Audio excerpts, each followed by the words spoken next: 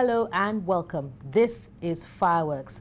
Biosafety issues with regards to the controversies thrown up by the genetically modified organisms have thrown up a lot of controversies. On Fireworks today, we attempt a review of those controversies with a view especially to educating the public. I am Bukola Samuel Wemimo. Take a close view of my guest today and we'll be back.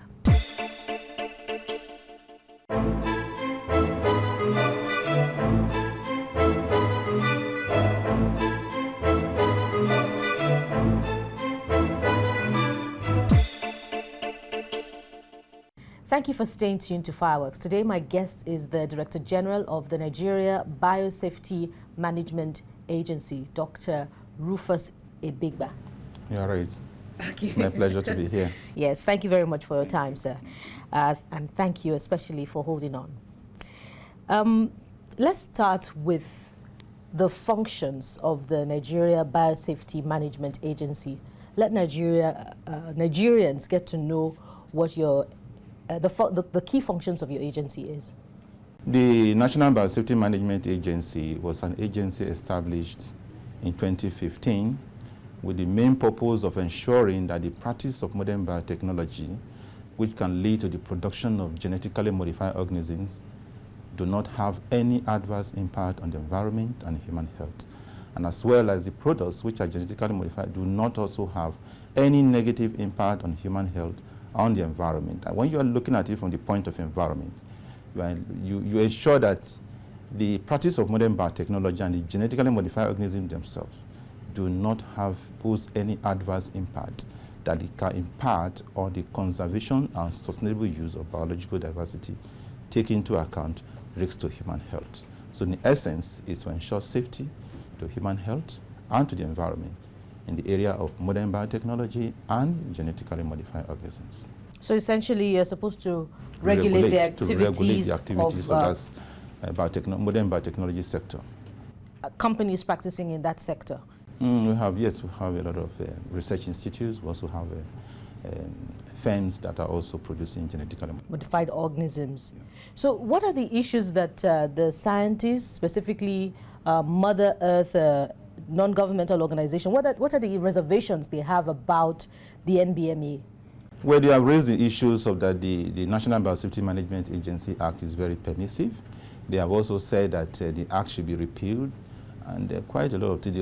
I think they are also arguing from the point that genetically modified organisms can be harmful to the environment and to human health. But with these issues they have been talking about, we have research institutes in Nigeria, we have scientists in Nigeria, and the point that they are looking at from the point that these products will be coming to this country without recognizing the fact that we have institutions in Nigeria that are legally backed to carry out such activities to produce genetically modified organisms. And when you talk about a law is permissive, the law is not established to prevent GMOs. The law is established to ensure safety in that sector. You have about 15 agri-research institutes in this country. You have universities. You have 11 colleges of education, colleges of agriculture. We also have private concern that will be dwelling on this sector. Then you have a full-fledged National Biotechnology Development Agency. Agri-policy promotes use of biotechnology. And you also have a biotechnology policy to drive this sector. So when people argue from this point, they must understand too that Nigeria is not in isolation of the international community, where Nigeria is an active member. So aren't GMOs harmful to the human body? That's the key issue now. Yes. The key issue, whether GMOs are harmful to human body, there is nothing in this world that does not have potential to cause harm. Even the common salt you use for cooking, take a spoonful of it, you will know that could cause you. Why we have the National Biosafety Management Agency to ensure that GMOs that are harmful will never be produced, and that is why we are there to ensure that Nigerians are protected. So is there any GMO that can be produced that will never have serious side effects on the human body? Before any genetically modified organism that is produced is released for that consumption, for planting or for processing, risk assessment is carried out to ensure that anyone that is found to have any deleterious effect, if it's consumed or released into the environment, will never come into existence. That is the essence of biosafety, to ensure to prevent and also to minimize and to manage if there are risks that may likely result. Risk management may be applied. But in other parts of the country, of the world rather, GMOs are frowned at. They're not even allowed. You see, the issue of GMOs is not about the number. It's not a democratic process. It is not about a number. It's not a democracy. It is not a number of numerical people who accept or not. It's a scientific, verifiable evidence we are looking at. It is not based on speculation, and it's neither is it based on assumption that whether this country embraces it or not. Those countries they are talking about, they should go and look at them in-depthly. Some of them don't want to grow GMOs, but they consume massively genetically modified organisms. My statement should not be looked at from the point that I'm campaigning for it. They don't want to grow GMOs, but they consume. They consume. So how does the GMOs that they consume, how do those GMOs find their ways into their countries? Some of these countries import about 16 billion worth of GMOs annually. Can you prove that those importations went through due process? Of course. Those countries, advanced countries that do not really allow anything to enter their country without verification. Can you prove? That's it. Look, there are statistics that are very, very much available. I wouldn't want you to ask a question. Can you give us evidence? The evidence is very clear. Because if they don't allow the growing of GMOs, let me refer to Europe. Definitely, they will not. They will frown at. Go to the Europe. They will website. frown at the importation of GMO-based foods. What I'm trying to tell you, some of them don't want to grow it, but they want to consume it. And you will also agree with me that why they don't want to grow this is not, it's not because they don't want it, but there's a trade war and economic, interest in these areas. So I don't want to go into such things, but all I want you to know is that my agency is to ensure safety in the Nigerian context. But if you are to look beyond the Nigerian context, there are ample evidences. And again, we are talking about the safety. As I said, Nigeria is not in isolation of the international community. Dr. Ebegba, on Argentinian television, a broadcaster was interviewing a Monsanto official, and the broadcaster asked the Monsanto official to drink glyphosate, which is used for GMOs. And the man blatantly turned it down when he was placed under pressure. Let me tell you one thing. The broadcaster had glyphosate right there in his office, and he asked the Monsanto official to consume a glass of glyphosate, and he turned it down. Let me tell you one thing. Glyphosate is not genetically modified.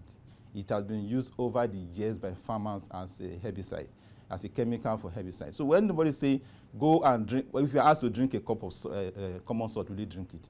If you're asked to drink even a fertilizer, will you drink it? Is it not being used?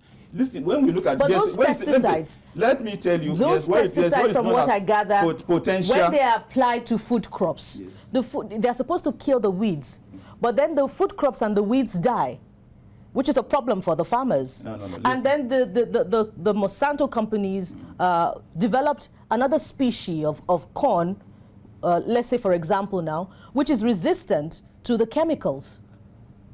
And that's altering the biodiversity circle. Let me tell you one thing.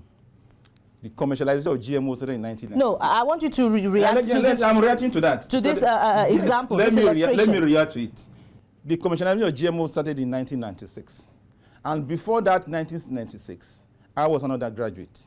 And I know as an agriculturist then, agri student, there was selective herbicide and also the herbicide that kills without selection, non-selective herbicide.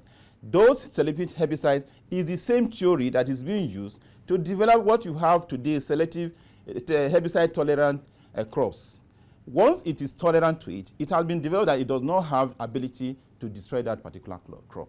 And let me also tell you, these crops, risk assessment is carried out, and this is a long process. But when insects eat those crops that have been altered, the insects die, and that alters a biodiversity circle. Isn't that true or not scientifically? Let me also tell you, those insects do not have the same biological system with humans, neither with animals. And apart from that, these insects that are being affected, they are specific insects. Once you genetically modify an organism that is insect resistant, it must not affect any other insect apart that particular type of insect. And presently, we have some of them that have been on the field since 2009. We have a genetically modified cowpea that has been on the confined field trial of the Institute of Agricultural Research in Zaria since 2009 up to date. and we have been monitoring them. We granted an approval for the Institute of Agricultural Research in Zaria. So when people talk about other I don't want to mention that company. They should look at the Nigeria context. What are we doing in this country? What are the research institutes in Nigeria doing in this country? And another thing they also must also understand that when you are talking about genetically modified organisms, the regulation, it does not only end with the risk assessment alone. We also look at the socio-economic impact on the people, the Nigerian farmer, the Nigerian economy. So we'll go beyond what people are thinking. The most important thing is that people should seek for information. When people refuse to come to the agency and they are working with international partners with intent to really discredit the regulatory system in the country, and not only that, to work against the country, as far as I'm concerned, this is an international conspiracy, which I think people must love their country beyond their personal interests. So what's the key point from what you're saying now about research institutes coming up with other research approaches that will make GMOs safe? What's the key point? What I'm telling you, safe science and technology are drivers of change. And Nigeria must use science and technology, safe one, to drive the economy. We are talking about diversification of the economy. Once these products are confirmed safe, they should trust their country, they should trust the judgment of the agencies, rather than basing their judgment on verifiable So have there been any evidence. research studies domiciled in Nigeria that have come up with results to prove that some GMOs are safe? Of course, and let me also tell you. So tell us the National some of those. Agency also has a gem detection and analysis lab. This lab has some of the best equipment you can talk about anywhere in the world. And what we do is that before any genetically modified, there's what's called substantial equivalence. You analyze the gene content of that genetically modified organism in line with non-genetically modified organisms, and you look at it. Are there changes that are dramatic that can cause any toxin within the organism? If there are no changes, what are you looking for? What else do you want to look for? Let me tell you, this sector is not regulated by imagination or by religion. It's not. It is verifiable scientific evidence we are talking about. You have not told me about any result of studies that have come out to prove, domiciled in Nigeria, that have come out to prove that GMOs are safe. All I want to tell you is that genetically modified organism, even within the Nigerian context, there is no one that has been released officially for consumption. What we are doing presently is experimental trials on the field. And these experimental trials, the processes that are going on, they are also collecting safety data. They are going to do food nutritional analysis to find out whether they are safe or not. And apart from that, the history of the material that is being used for the modification, we also look at them to make sure whether these products have been harmful in the past or not. While we're waiting for those studies, this is a research result from the Organic Lifestyle magazine, and the organization speaking using that platform is Doctors Against GMOs. The evidence is mounting, and GMOs are a danger to health. Long-term studies, we're waiting your own studies, but their own long-term studies have revealed organ damage, cancer, and reproductive damage in second and third generation animal studies. How would you react to this? There was a research recently by one scientist, and this research has been withdrawn from the journal, and that is what they are quoting. Let me also see, I said Nigeria is not working in isolation of the international community. The World Health Organization, the Food and Agriculture Organization, their position on GMOs is very, very clear. The questions you're asking me tend to make me feel as if I'm promoting GMOs. Let it be clear, I'm talking on air. I'm not promoting GMOs, but I have enough knowledge to regulate this sector to be able to give Nigerians the fact and the truth about the sector, and that is what I'm here. I'm to regulate the sector. I wouldn't want to be lured into a situation where I would argue as if I'm protecting the technology. I'm not here to protect it. All we know is that any GMO that is not safe will not be allowed into the Nigerian environment, not the Nigerian market. Well, Nigerians who have information will wonder why the National Assembly passed the NBMA Act in the first place. We'll talk about why or if the NBMA is promoting GMOs or not. But suffice it to say that Russia has banned the cultivation, breeding of GMOs. You're watching Fireworks. Let's take a short break. We'll be right back.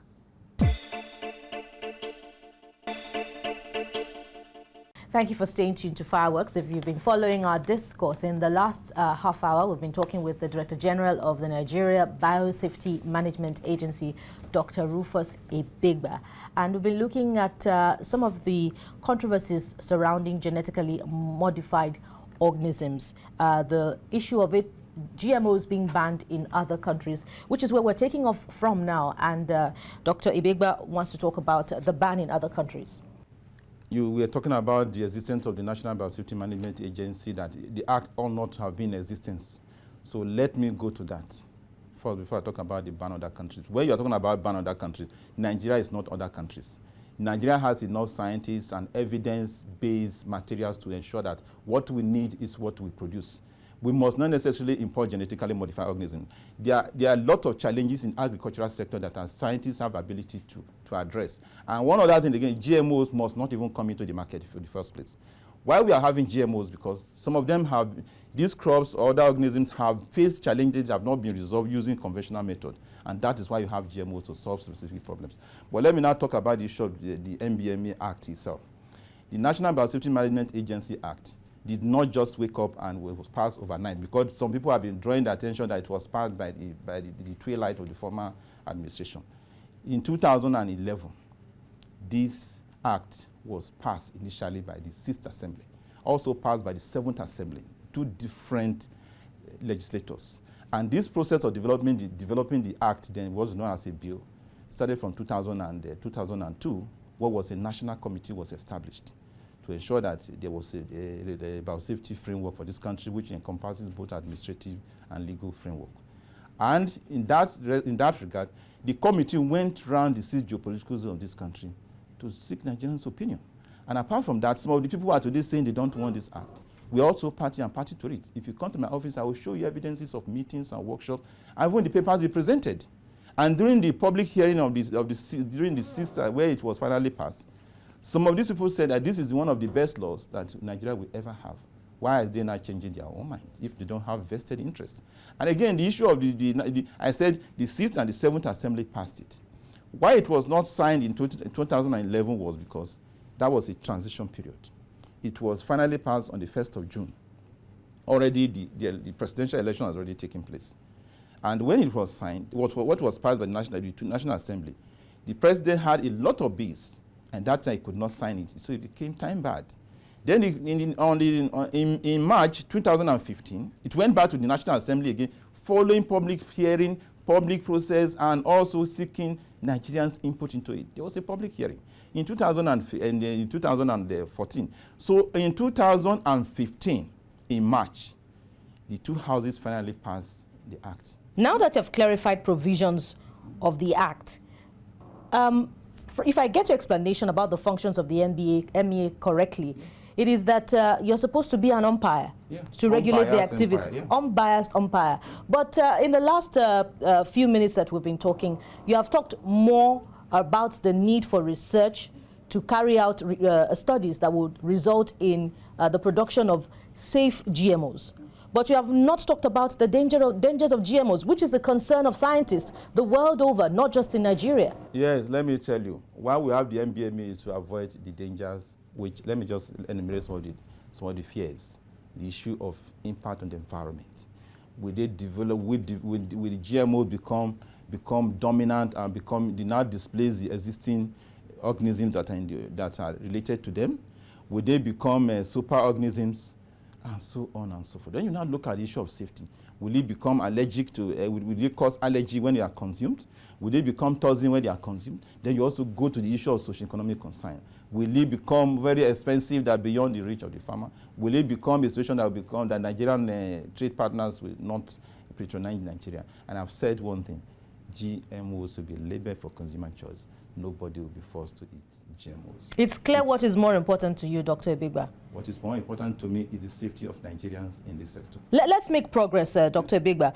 The NBMA Act was signed in April 2015. By May 2016, am I correct me if I'm wrong, but my reports say that the agency had issued 3 GMO permits. 2 GM permits. 2 GMO permits between April 2015 and May 2016. The space of 1 year. Why the hurry? The agency approving only 2 only 2 applications in a year. Is that enough duty for the agency in addition to other activities? Let me say one thing, the issue of the review of application is very rigorous. People don't just assume that when you just bring in application, it is done, it's not the agency alone. There were about 11 agencies that reviewed it preliminary before the agency took decision. Correct me if I'm wrong again, but why would a member of the board of the NBMA be the first to apply for GMO permits, teaming up with notorious biotech companies? I would think that, I wouldn't want, but I think the use of language in this the case, NBMA is supposed to be unbiased, yes. An arbiter, yes. An umpire. Yes. So why would a member of the board be the first to apply for a GMO permit? Being a judge does not mean you cannot seek redress. And in that case, if you have a vested interest in a particular application, you do not involve yourself in such a case. And again, the board is not an implementing body. It's a policy direction body. And when that was made, that was taken into cognizance of the fact that those who have a policy direction body regardless. The NBMA remains an umpire. Of course, unbiased, and the executive, the day-to-day affairs of the agency is vested. A member of the board shouldn't, as a matter of law, as a matter of regulation, be in the business of GMO. I did not create the law. The law was made. So you have no concern in this regard? What we know is that the law has given given a leeway that if somebody who is interested in an application, such person must not participate in the process that leads to the approval. And the board does not approve applications. So does not. A member of a board of an agency that regulates can embark in the business? See, if you are a judge, doesn't mean you will not take your case to the court. You will not, which means you can't adjudicate on your own matter. That's what it means. There are clarities in such things. I think we should... I'm glad the issues are coming out. Yeah. Here's another one, Dr. Ebegba. Now, the NBMA has recently advertised an application for GMO cassava. Now, the question is, how will that cassava be categorized as GMO such that it is either declared unsafe or there's a caveat emptor for consumers to beware? Listen, let's not just conclude that GMOs are pathogenic. They are not pathogenic. As a regulator, I will tell Nigerians the true position. The application has been filed, it has been publicized for Nigerians to take a look at it. If anybody has anything to advise the agency, they should freely say so. The law requires that, and that's why we have done so. The application is for the production of starch, for it not to break down as within a short time. It's to prevent instant breaking down of the starch from time. We are looking at this application. We are going to look at it in-depthly. We have not taken a decision. If we find out that, as a matter of fact, this one is even an experimental process, it's going to be confined within a limited environment for them to ascertain the efficacy of the modification, whether it's going to be successful or not. If that is being done along the line, safety data is going to be collected and to be analyzed and to decide whether this thing can really be allowed to be used by Nigerians or not. So Nigerians need no worry about such things. The agency has enough competence, does have enough facility to really ascertain what is safe for them or not. And you have signed an MOU with a quarantine agency. Yeah. Where in the world has any other biosafety regulator signed an MOU with a quarantine agency? These are regulatory bodies. Must we copy from anywhere in the world? Those who started from other part of the world, where did they start their own from?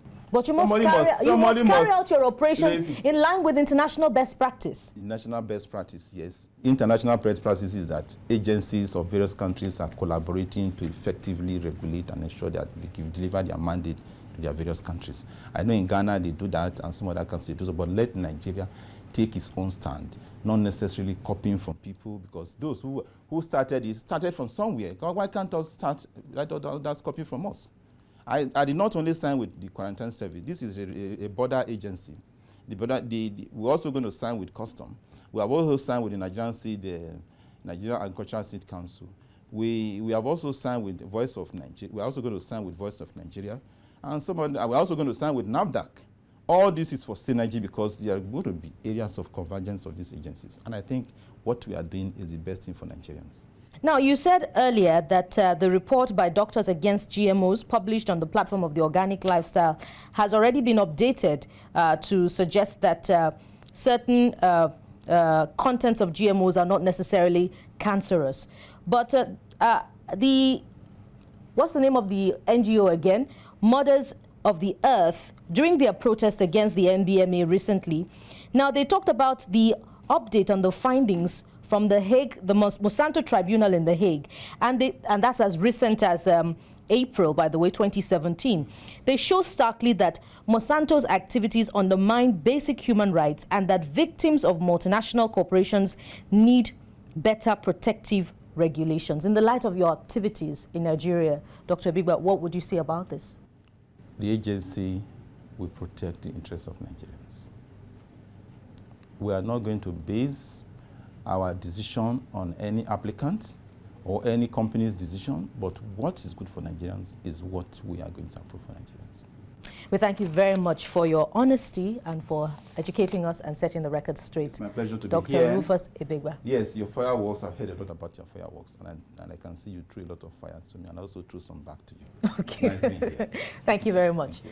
That's how it's being on the program today. Of course, I hope that Nigerians, especially consumers across the board, have been better educated about the issue of genetically modified organisms. As a result of this, be able to take better decisions in what you consume. Join me again same time next week when I bring you another incisive edition of the program. I am Bukola Samuel Wemimo. Bye for now.